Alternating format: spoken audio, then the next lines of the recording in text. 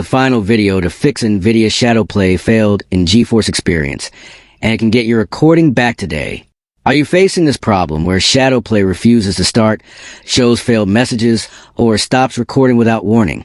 This issue usually happens because NVIDIA services are not running properly, privacy or overlay settings are blocked, drivers are outdated, or Windows permissions break after an update.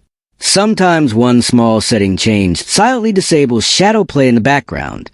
Many fixes on YouTube or social media feel confusing, use long steps, or tell you to reinstall everything, which wastes time and causes more problems. On Rexist, I keep things easy and clear.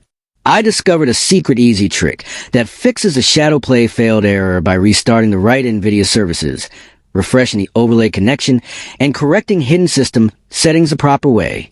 You do not need advanced skills, and you do not need extra software. This method works smoothly on Windows and brings ShadowPlay back to life fast. Make sure you watch till the end because skipping one small step can make the error return again. If you want a clean step-by-step tutorial that you can follow easily, comment below and tell me you are facing the NVIDIA ShadowPlay failed issue.